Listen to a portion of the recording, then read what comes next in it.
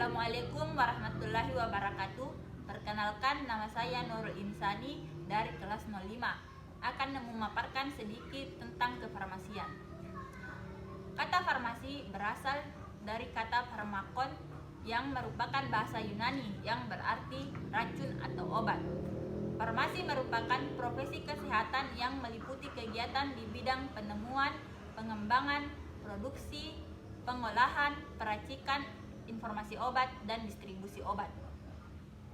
Tim dari ITB mengemukakan definisi farmasi, yaitu sistem pengetahuan yang mengupayakan dan menyelenggarakan jasa kesehatan dengan melibatkan dirinya dalam mendalami, memperluas, menghasilkan, dan mengembangkan pengetahuan tentang obat dalam arti dan dampak obat yang seluas-luasnya, serta efek dan pengaruh obat pada manusia dan hewan.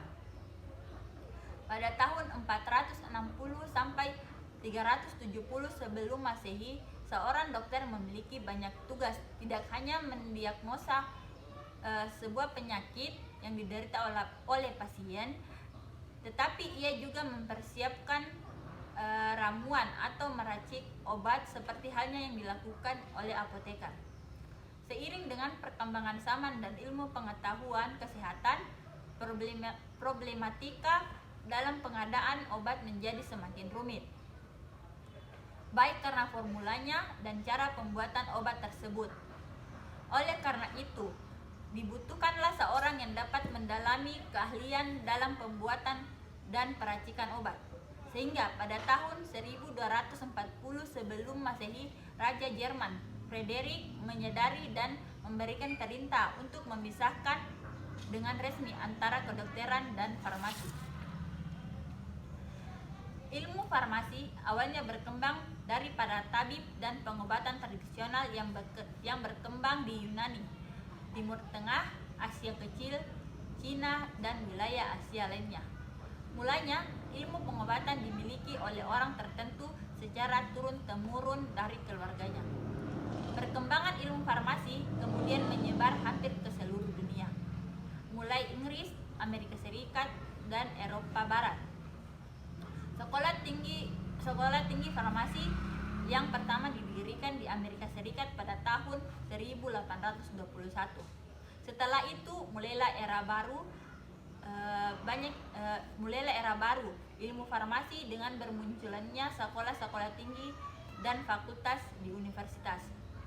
Di Indonesia sendiri, pendidikan farmasi, khususnya pendidikan tinggi, sering berubah dengan perubahan tuntunan zaman.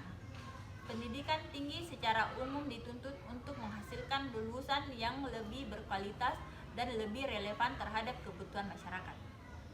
Sistem pendidikan farmasi terdiri dari beberapa tahap, yaitu sekolah menengah farmasi, akademi, program diploma 3 dan diploma 4, sarjana atau strata 1 dengan gelar sarjana farmasi atau SPAM, profesi apoteker dengan gelar APT atau apoteker, magister atau strata 2 dengan gelar magister sains, dan program doktoral dengan gelar doktor.